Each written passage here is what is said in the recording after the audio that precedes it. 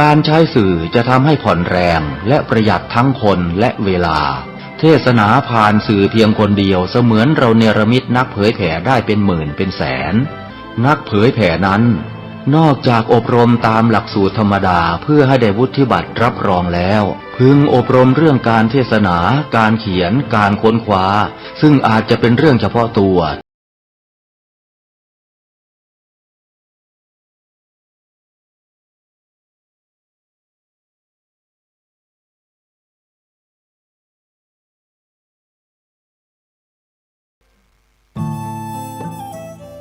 ท่านกำลังติดตามรับฟังสถานีวิทยุกระจายเสียงพระพุทธศาสนาแห่งชาติและสังคมคลื่นเพื่อการศึกษาพระพุทธศาสนาและวัฒนธรรมระบบ FM 104.5 เมกะเฮิรตซ์รายการต่อไปเป็นรายการคดีโลกคดีธรรม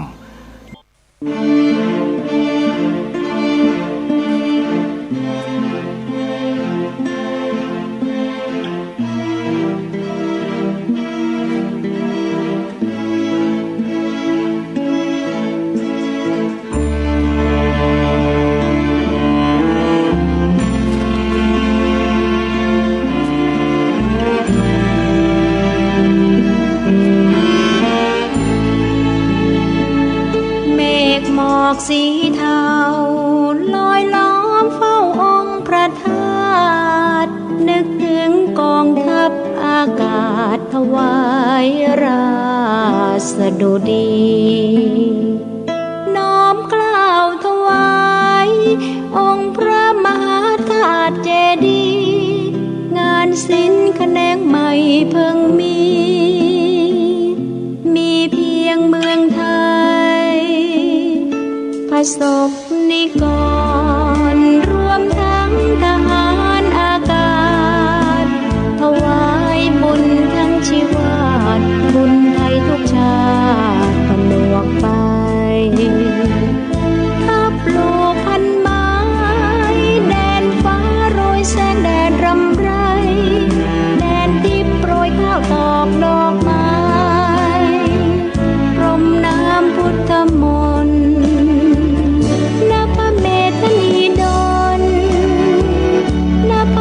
ภูมิสิริ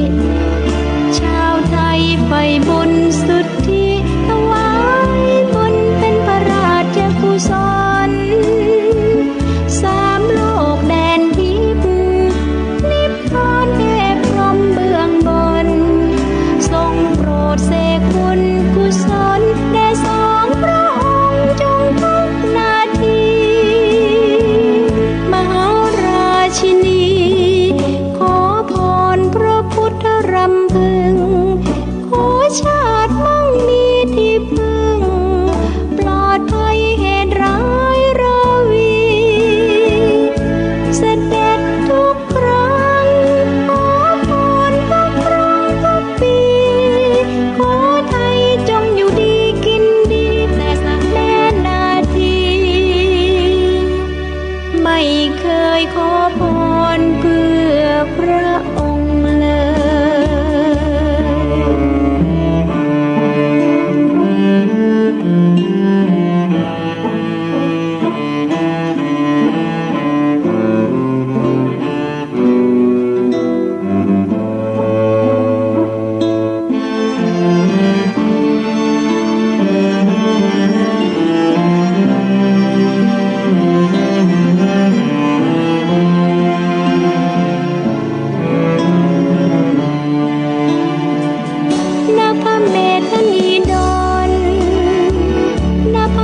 ภูมิสิริชาวไทยไฟบุญสุทธิถวายบุญเป็นพระราชกุศลสามโลกแดนทิพย์นิพพานเทพพรหมเบื้องบน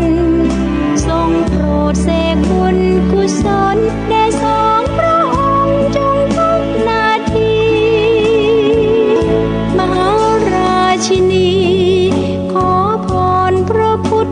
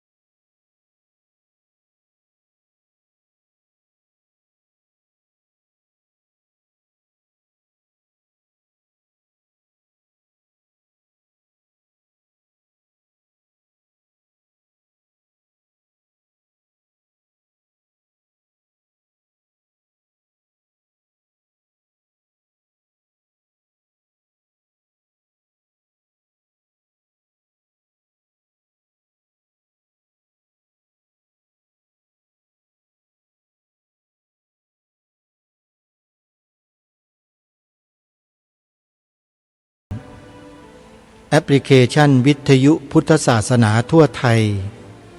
ถือว่าเป็นเทคโนโลยีที่ล้ำสมัยที่สุดแห่งการฟังธรรมเพราะทำให้สาธุชนนั้นได้รับความสะดวกอย่างมากจะเปิดฟังช่องไหนรายการอะไรธรรมะแบบไหนสามารถเลือกรับฟังได้เพราะในแอปพลิเคชันดังกล่าวนี้มีสถานีวิทยุพระพุทธศาสนารวมกันอยู่มากถึง48สถานีแล้วก็สามารถฟังได้ตลอด24ชั่วโมงท่านใดที่มีโทรศัพท์มือถือระบบ Android ไม่ว่าจะเป็นยี่ห้อ Xiaomi Huawei Oppo Sony Samsung เป็นต้นสามารถดาวน์โหลดแอปพลิเคชันวิทยุพุทธศาสนาทั่วไทยนี้ได้เลยเมื่อดาวน์โหลดสำเร็จสถานีวิทยุ48สถานีจะเข้าไปอยู่ในโทรศัพท์ของท่านทันทีและเมื่อท่านเดินทางไปที่ไหนก็ตามทั่วราชอาณาจักรไทยสถานีวิทยุเหล่านั้นก็จะติดตามทุกท่านไปบริการธรรมะถึงตัวท่านเลยสาธุชนทั้งหลายครูบาอาจารย์ท่านพัฒนาแอปพลิเคชันนี้ขึ้นมาให้แล้วแต่ถ้าเรายังไม่ดาวน์โหลดเรายังนิ่งๆเฉยๆกันอยู่โอกาสมันก็จะมาไม่ถึงเราสักทีหนึ่งลองดูนะถามเด็กๆลูกหลานเยาวชนจะเก่งในเรื่องของโทรศัพท์มือถือให้เขาดาวน์โหลดให้เราเพียงแค่เราบอกชื่อแอปพลิเคชันให้ถูกต้องเท่านั้นเองเด็กก็จะดาวน์โหลดให้เราได้แอปพลิเคชันวิทยุพุทธศาสนาทั่วไทยอนุโมทนาบุญกับทุกท่านใครก็ตามที่บอกต่อให้ผู้อื่นดาวน์โหลดแอปพลิเคชันดังกล่าวผู้นั้นจะได้บุญอย่างมหาศาลและได้บุญตลอดกาลแน่นอนเพราะใครก็ตามที่เปิดฟังแอปพลิเคชันนี้ก็จะได้ความรู้ทางธรรมเยอะแยะมากมายตลอดบอก100 คนก็ได้บุญ100 เท่าบอก1,000 คนก็ได้บุญ1,000 เท่าเพราะคนเหล่านั้นที่เราบอกเนี่ยเมื่อเขาฟังแล้วได้ประโยชน์เขาก็จะไปบอกต่อกันไปเป็นลูกโซ่นี่แหละเขาเรียกว่าไดเรกบุญไดเรกบุญดีกว่าไดเรกเซลไดเรกเซลนั้นเป็นคุณค่าเทียมแต่ไดเรกบุญเนี่ยเป็นคุณค่าแท้เพราะที่ให้แน่ๆเลยก็คือผู้ที่ดาวน์โหลดแอปพลิเคชันนี้แล้วบอกต่อแล้วก็ฟังธรรมะในแอปพลิเคชันนี้ก็จะได้คุณค่าแท้คือความสุขใจสำหรับทุกๆคนทุกท่านเลยอย่ารอช้านะโยมนะช่วยกันแนะนำช่วยกันเผยแพร่ช่วยกันบอกต่อให้พี่น้องชาวพุทธของเราดาวน์โหลดแอปพลิเคชันนี้ให้ทั่วถึงกันวันนี้รายการคดีโลกคดีธรรมก็จะมาปรารภปกิณกะธรรมไปเรื่อยๆจนกระทั่งจะหมดเวลานั่นแหละนะญาติโยมนะก่อนอื่นก็จะขอฝากข่าวประชาสัมพันธ์งานบุญกฐินให้กับครูบาอาจารย์ของเราที่ท่านทำหน้าที่เผยแผ่ธรรมะอยู่ตลอดทุกวันเช่นวัดป่าจริยธรรมตำบลนาดอกคำอำเภอนาด้วงจังหวัดเลยจัดงานบุญกฐินหลังออกพรรษา1 วันในปีนี้ตรงกับวันที่8 ตุลาคมขอเรียนเชิญเจริญพรญาติโยมชาวจังหวัดเลย จังหวัดหนองบัวลำพูและจังหวัดใกล้เคียงไปร่วมงานบุญกฐินให้วัดป่าจริยธรรมด้วยกันโยมเพราะว่าทางวัดป่าจริยธรรมนั้นกำลังสร้างมหาอุโบสถหลังใหญ่เพื่อใช้เป็นสถานที่ทำสังฆกรรมของสงฆ์และเป็นสถานที่ปฏิบัติธรรมเจริญวิปัสสนากรรมฐานนะโยมโอกาสบุญใหญ่รอเราอยู่ข้างหน้าแล้วไปร่วมบุญกันนะเบอร์โทรศัพท์วัดป่าจริยธรรม083-327-5700วัดต่อมาที่จัดงานบุญกฐินก็คือวัดหนองกาย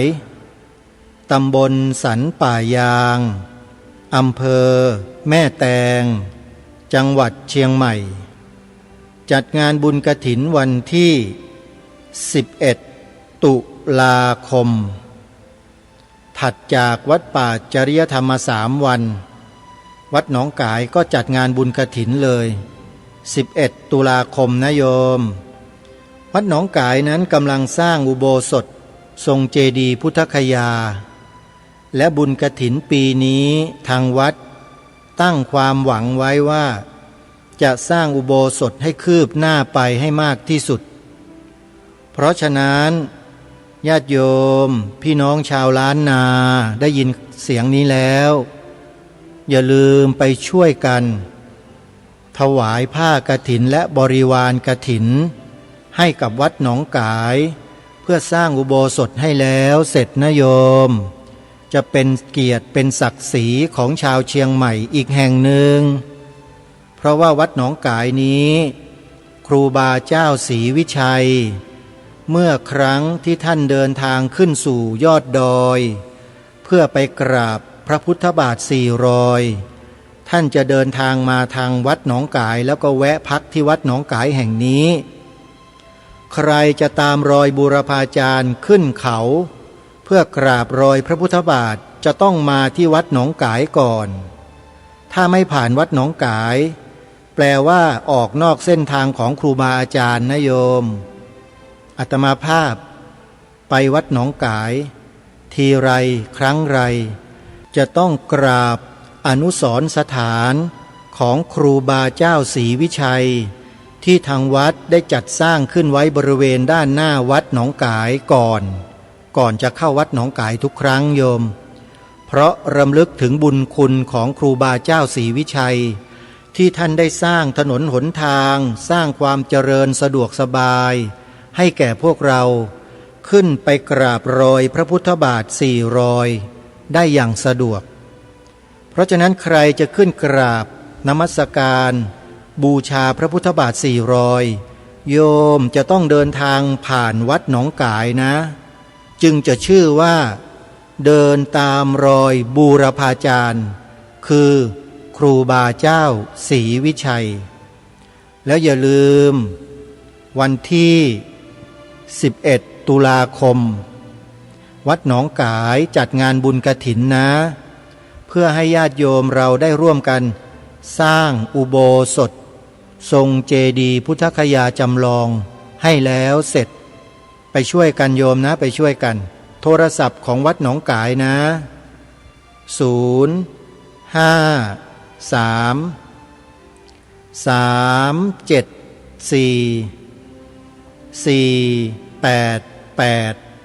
053-374-488ถึง9หรือ0817656469วัดต่อมาคือวัดบ้านปลาคูนอยู่ที่ตำบลท่าหาดยาวอำเภอโพนทรายจังหวัด101จัดงานบุญกฐินวันที่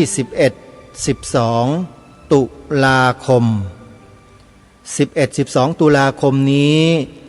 ขอเรียนเชิญเจริญพรญาติโยมชาวจังหวัด 101อำเภอท่าตูมอำเภอรัตนบุรีจังหวัดสุรินทร์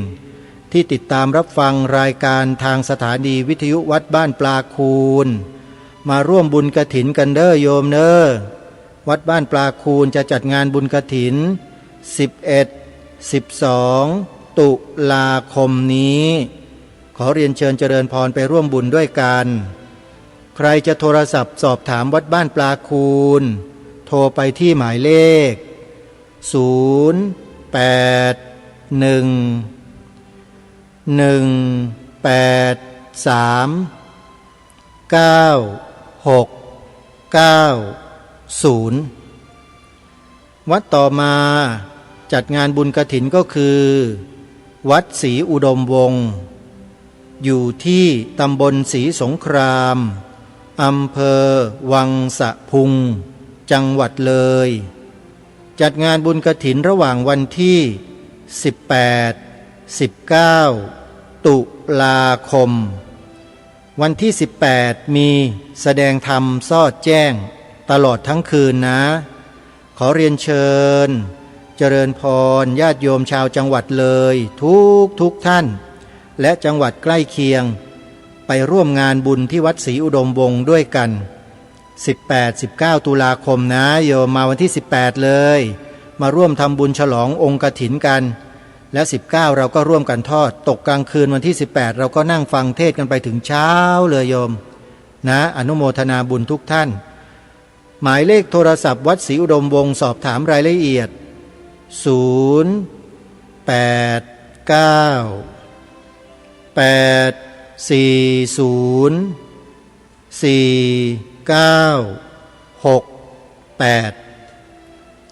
วัดต่อมา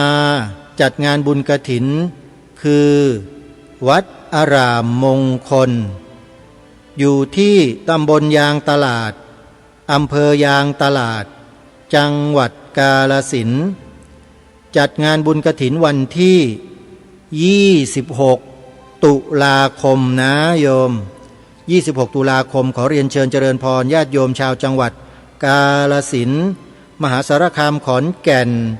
จังหวัดสกลนครจังหวัดนครพนมมุกดาหารมหาสารคามเป็นต้นไปร่วมงานที่วัดอารามมงคลกันเด้อโยมหมายเลขโทรศัพท์สอบถามรายละเอียด084-034-4606หรือ094-281-3500อีกวัดหนึ่งก็คือวัดสามชุกตำบลสามชุกอำเภอสามชุกจังหวัดสุพรรณบุรีจัดงานบุญกฐินระหว่างวันที่2 ถึง 5 พฤศจิกายนวัดสามชุกนั้นจัดงานบุญกฐินวันที่2แล้วมีปฏิบัติธรรมบวชเนกขัมมะต่อเนื่องไปถึงวันที่5ท่านใดที่จะมาร่วมบวชเนกขัมมะถือศีล8เพื่องานบุญกฐินดังกล่าวนี้ก็ขอเรียนเชิญเจริญพรมาร่วมงานบุญกันได้ที่วัดสามชุกกันนะโยมนะวันถวายผ้ากฐินคือวันที่2 พฤศจิกายนหมายเลขโทรศัพท์สอบถามรายละเอียดวัดสามชุก089-000-8462อนุโมทนาบุญ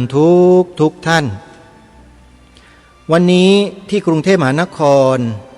มีงานชาปนกิจศพคุณโยมภูมิธรรมบุญช่วยมั่นคงหรือภูวดลแดนไทย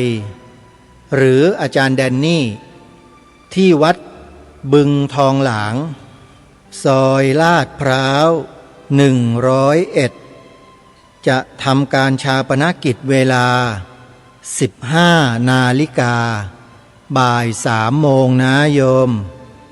ใครที่เป็นสมาชิกองค์กรทางพระพุทธศาสนาที่รู้จัก คุ้นเคยกับคุณโยมธนภูมิ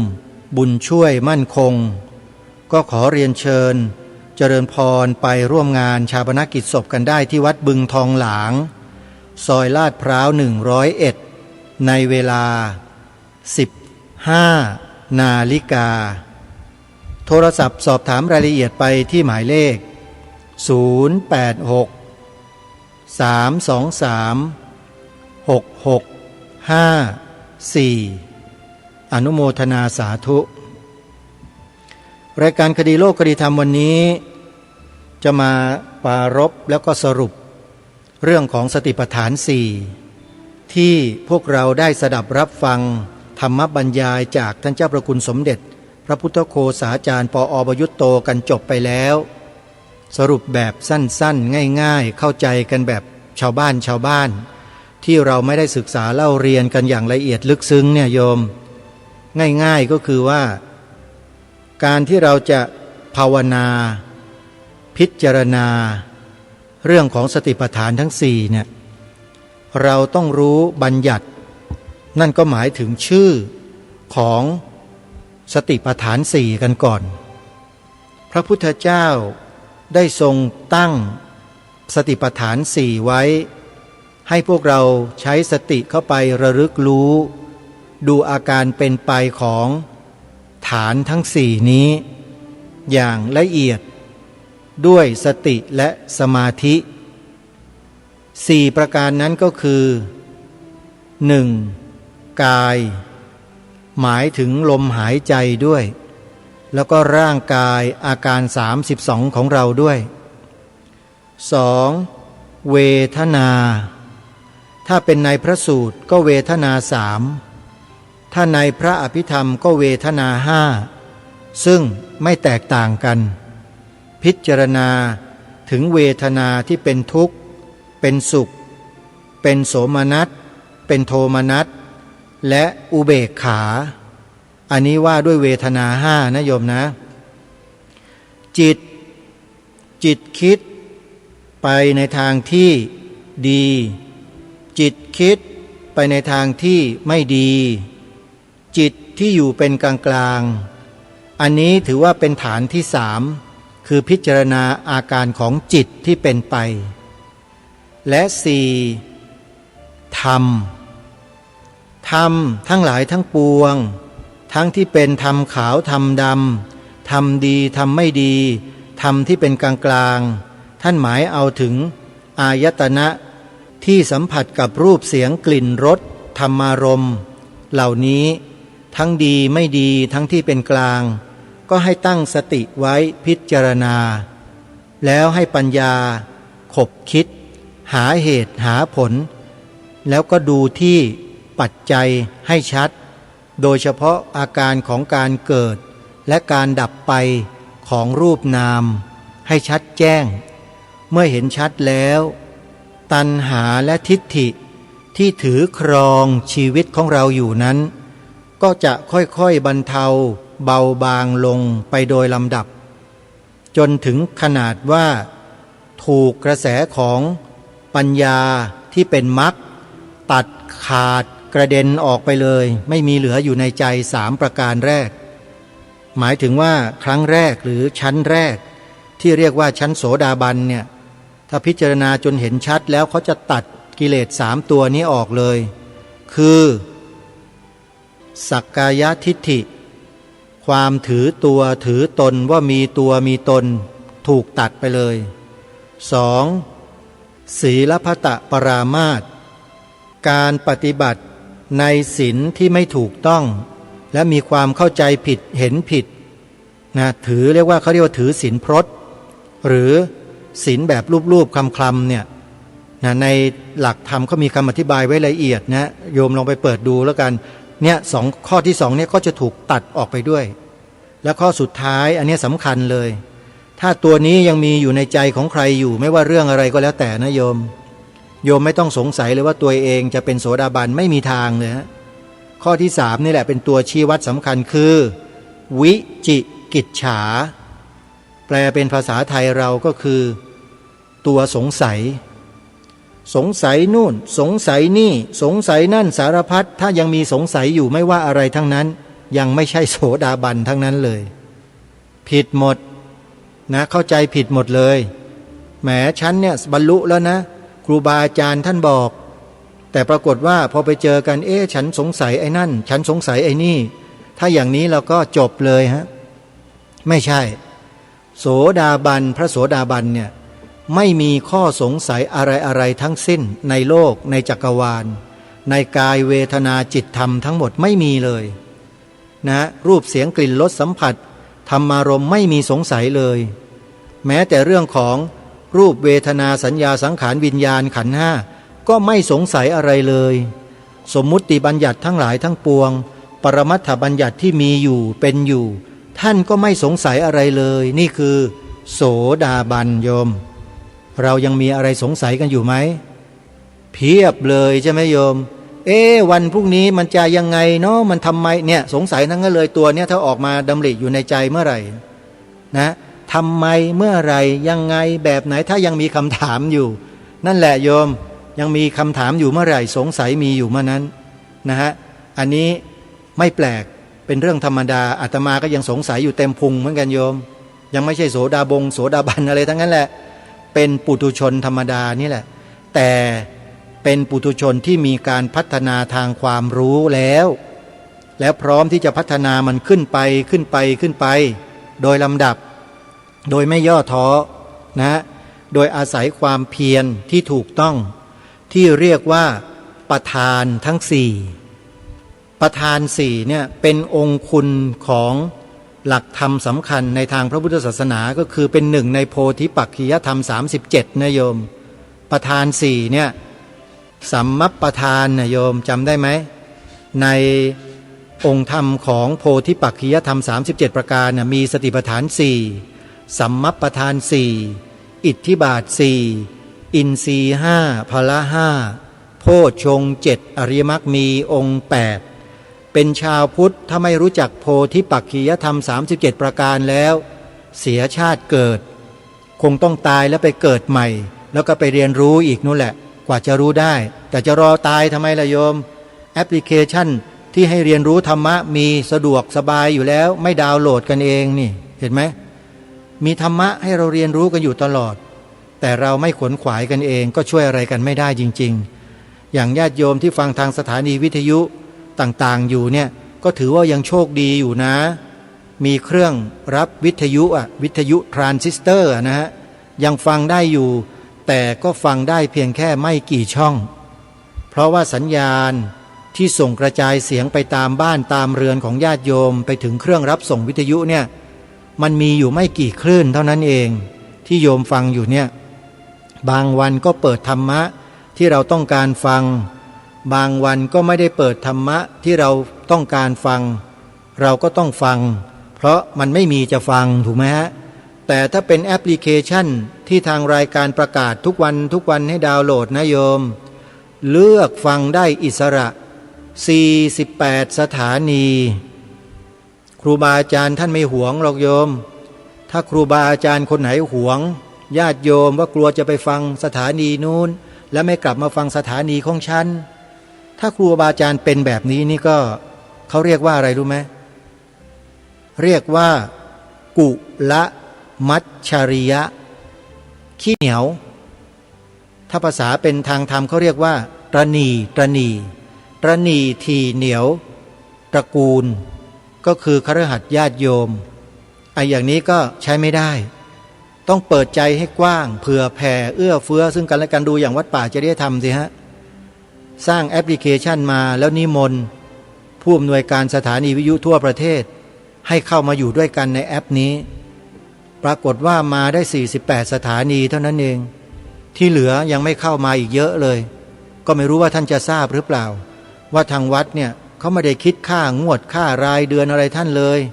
อยู่ที่ท่านจะช่วยสนับสนุนเท่านั้นน่ะแล้วแต่จะให้แล้วแต่จะบริจาคเพราะว่าทางวัดก็ต้องมีค่าใช้จ่ายค่าอินเทอร์เน็ตค่าอุปกรณ์เครื่องใช้ไม้สอยในการอัปโหลดในการทำงานบุคลากรเป็นเรื่องธรรมดาก็ต้องมีเราก็ท่านแสดงน้ำจิตมาให้ เราก็แสดงน้ำใจให้ท่านกลับไปนี่คือการต่างตอบแทนคุณซึ่งกันและกันเห็นไหมฮะเราทำกันมาแบบนี้ประเทศชาติบ้านเมืองเราจึงอยู่รอดปลอดภัยมาได้ถึงทุกวันนี้ญาติโยมเพราะศาสนาพุทธเนี่ยสอนให้พวกเราเป็นยังไงเป็นผู้ให้เป็นผู้เมตตากรุณาการุณเอื้ออารีเอื้อเฟื้อเผื่อแผ่ช่วยเหลือเกื้อกูลไม่เลือกชั้นไม่เลือกวรรณะนี่คือศาสนาพุทธศาสนาพุทธดีขนาดนี้ยังโดนยำยังโดนว่ายังโดนตำหนิยังโดนเสียดสียังโดนถากถางเลยดูดิมันไปถากถางกันอยู่ในรัฐสภานั่นน่ะเห็นไหมที่เป็นข่าวเป็นคราวกันออกมาอยู่ตอนนี้นี่ขนาดศาสนาพุทธดีขนาดนี้นะยังโดนเลยโยมศาสนาอื่นล่ะลัทธิอื่นล่ะไม่ต้องพูดถึงหรอกฮะเดี๋ยวก็โดนแบบไหนไม่ทราบอาตมาไม่รู้นะแต่ที่เห็นอยู่ถ้าเป็นระดับเวทีโลกเราก็เห็นอยู่แล้วนี่หลายๆประเทศที่เป็นลัทธิศาสนาอื่นนะบ้านเมืองนี่อยู่ไม่ได้เลยระเบิดลงทุกอนูนะตึกรามอาคารบ้านช่องผู้คนหนีตายกันออกนอกประเทศเห็นไหมฮะมันเกิดแล้วนะไม่ใช่ไม่เกิดแล้วบ้านเมืองเรานี่ก็เหมือนกันถ้าหากไม่ดีจริงแล้วกระทำสิ่งที่ไม่ถูกต้องจริงๆเนี่ยสิ่งศักดิ์สิทธิ์บนผืนแผ่นดินไทยเขาไม่เอาไว้นะบอกไว้เลยนะว่าไม่เอาไว้แน่นอนใครที่ทำร้ายประเทศไทยทำร้ายคนไทยทำร้ายวัฒนธรรมประเพณีไทยทำร้ายทำลายความเป็นไทยเนี่ยอยู่บนแผ่นดินนี้ไม่ได้รับรองว่าอยู่ไม่ได้แน่นอนและคนไทยเราที่มีจิตวิญญาณเป็นไทยแท้ๆเนี่ยไม่มีวันที่เขาจะยอมหรอกที่จะให้มาผู้ยี่ผู้ยำทำลายด่าทอกันในที่สาธารณะในรัฐสภาแบบเนี้ยไม่มีใครยอมหรอกนะรู้ไว้ด้วยแต่ที่ยังสงบอยู่ยังนิ่งกันอยู่เนี่ยเพราะดูเหตุการณ์เตรียมการแล้วก็ให้ทันเหตุการณ์นะไม่ใช่ว่าชาวพุทธเราเนี่ยโอ้นิ่งไม่มีไกด์บอกมีไกด์ไม่มีอะไรโอ้ยด่ามันเข้าไปเถอะพวกนี้มันไม่ว่าเราหรอกมันไม่กล้าหรอกจริงเหรอคิดอย่างนั้นจริงๆอ่ะเดี๋ยวก่อนเดี๋ยวก็เห็นเองนะเดี๋ยวก็รู้เองยังไม่ใช่ตอนนี้นะอนาคตข้างหน้าให้ทำไปเรื่อยๆว่าเรื่อยๆเล่นเรื่อยๆแล้วเราก็จะเก็บข้อมูลกันไว้คนนี้ชื่อนี้นามสกุลนี้ก็จะตามไปดูซิว่าเป็นลูกเต้าเหล่าใครตระกูลไหนมีครอบครัวที่มาที่ไปเป็นอย่างไรเบื้องหลังมีใครเป็นภรรยากี่คนเป็นประเภทไหนบ้างแล้วเชื่อมโยงกับกลุ่มไหนยังไงเส้นทางไหลมาของเงินมาจากไหนแล้วทำอย่างนี้ได้ยังไงแนวความคิดที่ลบหลู่ดูหมิ่นพระพุทธศาสนาในรัฐสภากันแบบขนาดเนี้ยคนพวกนี้มาจากไหนมาจากใครเดี๋ยวชาวพุทธเราก็สืบทราบเองแล้วเมื่อทราบแล้วเดี๋ยวเขาก็ดำเนินการตามเหตุปัจจัยของเขานะฮะก็ไม่รู้นะว่าจะดำเนินการแบบไหนก็เราก็รอติดตามดูอยู่แต่ขอฝากพวกเราชาวพุทธทั่วทั้งแผ่นดินว่าจงอย่าประมาทจงอย่าประมาทศัตรูเรารู้หน้าแต่ไม่รู้ใจนะคนทุกวันนี้ท่านผู้ฟังรู้หน้าเห็นหน้าได้ยินเสียงเสนอหน้าออกสื่อทีวีอยู่ทุกวันเนี่ยเรารู้จักไหมนะว่ามาจากไหนเป็นใครมีเบื้องหลังอย่างไรเรารู้ไหมเราไม่รู้เลยถูกไหมแต่เราสามารถดูที่พฤติกรรมและคำพูดที่แสดงออกมาแล้วมันส่งผลกระทบอย่างไรตรงนั้นแหละมีผู้เขาติดตามเขาดูอยู่ทำสถิติบันทึกไว้อยู่ว่าทำอย่างนี้อย่างนี้เมื่อไหร่ทำยังไงแล้วเขาก็จะเก็บข้อมูลไว้เรื่อยๆเป็นสถิติไว้เรื่อยๆแล้วก็ค่อยนำมาสะสางมาล้างไพ่ใบสุดท้ายสักทีหนึ่งพอเปิดไพ่ขึ้นมาเนี่ยอาตมาไม่ได้เล่นไพ่นะโยมพูดถึงเป็นสำนวนพอเปิดไพ่ใบสุดท้ายขึ้นมาทีเดียวเท่านั้นแหละเป็นเรื่องเลยฮะเวลานั้นยังมาไม่ถึง เดี๋ยวพอถึงเวลานั้นเมื่อไหร่เนี่ยก็จะรู้กันเองญาติโยมแต่ขอให้พวกเราเนี่ยจงมั่นคงในพระรัตนตรัยไว้ให้เหนียวแน่นอย่าสั่นคลอนอย่าง่อนแง่นคลอนแคลนจงปักหลักไว้ให้มั่นในพระรัตนตรัยไว้นะพระพุทธพระธรรมพระสงฆ์สามรัตนะนี้อย่าให้สั่นไหวอย่าให้ใครมาสั่นคลอนเด็ดขาดพวกเราต้องเชื่อมั่นถ้าหากว่าพระรัตนตรัยทั้งสามไม่ดีจริงจะดำรงคงมั่นอยู่บนผืนแผ่นดินอันศักดิ์สิทธิ์นี้มาได้ถึง 2,000 กว่าปีได้ไงตั้งแต่พระสัมมาสัมพุทธเจ้าตรัสรู้ธรรมทรงแสดงธรรมเผยแผ่ธรรมมาถึงแผ่นดินสุวรรณภูมิของเราเนี่ยอย่าลืมนะโยมมีหลักฐานปรากฏด้วยว่าพระสัมมาสัมพุทธเจ้าเสด็จมาประทานพระธรรมคำสอนเป็นการตรัสแสดงโอวาทธรรมให้แก่เหล่าสาวกที่อยู่บนผืนแผ่นดินสุวรรณภูมินี้มาตั้งแต่ยุคนั้นแล้วนะถ้าใครต้องการจะทราบหลักฐานข้อมูลให้ไปหาสืบค้นและดูได้ในหนังสือที่ชื่อว่าพุทธศาสนสุวรรณภูมิปกรณ์หนังสือที่ชื่อว่าพุทธศาสนสุวรรณภูมิปกรณ์พุทธศาสนาสุวรรณภูมิปกรณ์นั่นแหละถ้าอ่านเป็นภาษาไทยนะหนังสือนี้มีวางจำหน่ายอยู่ที่วัดโสมนัสวิหารเขตป้อมปราบศัตรูพ่ายริมคลองพดุงกรุงเกษมโยมวิ่งไปตามถนนพดุงกรุงเกษมก็จะถึงวัดโสมนัสวิหารถ้าไปจากเทเวศก็วิ่งเลียบคลองไปเรื่อยๆตรงไปจนถึงนู่นแหละนะถนนราชดำเนินแล้วก็วิ่งตรงไปอีกนิดนึงก็จะถึงวัดโสมนัสวิหารโยมนะแล้วก็เลี้ยวเข้าไปเลยไปสอบถามเขาดูในวัดว่ามีหนังสือพุทธศาสนสุวรรณภูมิปกรณ์จำหน่ายที่ไหนหนังสือเล่มนี้เนี่ยหนังสือเล่มนี้ได้ทำการบันทึกถอดความจากแผ่นกอเบื้องจานเมืองคูบัวราชบุรีซึ่งบันทึกไว้ตั้งแต่ครั้งสุวรรณภูมิเมื่อ 2,000 กว่าปีที่แล้วมีผู้อ่านอักษรภาษาโบราณนี้ได้เพียงแค่ท่านเดียวเท่านั้นก็คือท่านเจ้าคุณอ่ำธรรมทัตโตปรริยนธรรม6ประโยควัดโสมนัสวิหารในโลกนี้ก็ว่าได้นะอาตมาภาพนะเชื่อว่านะโยมในโลกนี้นะมีผู้ที่อ่านตัวอักษรในแผ่นกอเบื้องจานเมืองคูบัวเนี่ยอ่านได้แค่เพียงรูปเดียวคือท่านเจ้าคุณอ่ำธรรมทัตโตวัดโสมนัสท่านได้ถอดความอักษรโบราณจากแผ่นกอเบื้องจานเนี้ยจัดพิมพ์ลงในหนังสือพุทธศาสนสุวรรณภูมิปกรณ์ดังที่กล่าวมานี่แหละแล้วเมื่อเราอ่านแล้วเราจะเข้าใจเลยว่ามนุษย์ในยุคโบราณเมื่อหลายหมื่นปีหลายแสนปีมาแล้วเนี่ยอาศัยอยู่บนผืนแผ่นดินไทยของเรานี่มานานแล้วไม่ได้ได้ย้ายมาจากที่นู่นที่นี่หรอกในสมัยโบราณน่ะคือพูดง่ายๆว่าเชื้อสายของคนไทยเราเนี่ยนะอยู่บนผืนแผ่นดินตรงนี้มานานมากโยมหลายหมื่นปีนะอันนี้คือถอดความมาจากหนังสือพุทธศาสนสุวรรณภูมิปกรณ์เล่มนี้ที่ท่านเจ้าคุณอ่ำธรรมทัตโตปรริยนธรรม6ประโยควัดโสมนัสที่ท่านได้ทำการบันทึกจารึกไว้นี่แหละแล้วก็มีความเชื่อมั่นด้วย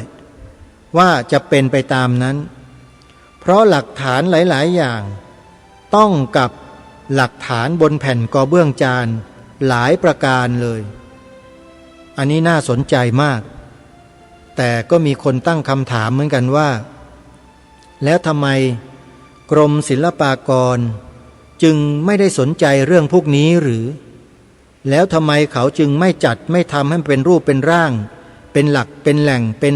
อะไรต่างๆให้มันถูกต้องล่ะสาธุชนทุกท่านทางรายการคงไม่ตอบแต่ต้องการให้สาธุชนที่ต้องการคำตอบไปอ่านคำนำของท่านเจ้าคุณอ่ำในหนังสือเล่มนี้เถอะแล้วจะทราบที่มาที่ไปจากคำถามเมื่อสักครู่นี้ว่าทำไมทางการกรมศิลปากรจึงไม่ได้สนใจเรื่องพวกนี้มันมีคำตอบอยู่คำหนึ่ง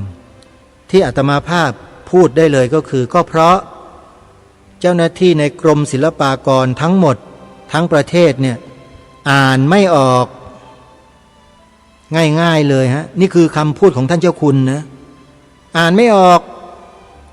เพราะอ่านไม่ออกทำไงอ่ะทิ้งยังไงคือไม่สนใจพอไม่สนใจก็มีการพยายามขโมยแผ่นกระเบื้องจานเนี่ยไปขายเป็นของเก่าของโบราณแล้วมีพวกฝรั่งมารับซื้อหลวงปู่อ่ำธรรมทัตโตรูปนี้พอท่านเห็นแผ่นกระเบื้องจานแล้วท่านก็อ่านพออ่านเสร็จพอท่านเข้าใจความปุ๊บท่านก็ถามหาเลยอยู่ที่ไหนแผ่นนี้มีโยมเขานำมาให้ท่านถวายท่านก็ตามไปดูเลยที่บ้านคูบัวอำเภอเมืองจังหวัดราชบุรีญาติโยมแล้วท่านก็ไปเจอแหล่งที่เก็บแผ่นกระเบื้องจานนี้ไว้โอ้โหอย่างมากมายมหาศาลเลยไปสอบถามไปสืบค้นดูว่า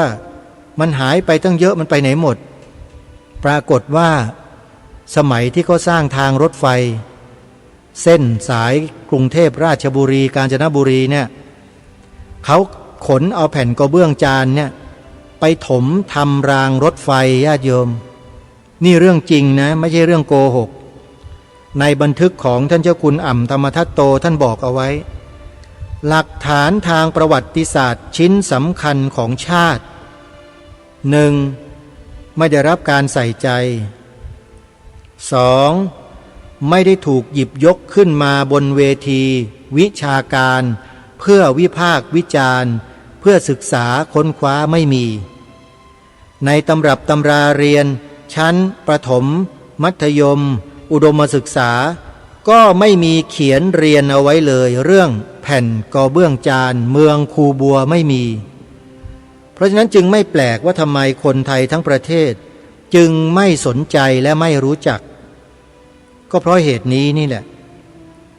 แล้วทำไมรายการคดีโลกคดีธรรมจึงสนใจเหลือเกินก็เพราะได้อ่านในหนังสือดังกล่าวจึงเกิดความสนใจแบบสุดๆถึงขนาดต้องเดินทางไปที่บ้านคูบัวด้วยตนเองไปดูแหล่งโบราณคดีดังกล่าวต้องเดินทางเข้าไปวัดโสมนัสวิหารซึ่งเป็นสถานที่เดียวเป็นพิพิธภัณฑ์เล็กๆที่เก็บแผ่นกระเบื้องจานเมืองคูบัวไว้มากที่สุดในประเทศไทยขณะนี้อยู่ที่วัดโสมนัสใครสนใจก็ไปวัดโสมนัสแล้วไปสอบถามดูได้ว่าแผ่นกระเบื้องจานเมืองคูบัวเก็บไว้ที่ตรงไหนแต่อาตมาเนี่ยทราบแล้วแหละว่าอยู่ตรงไหนซอกไหน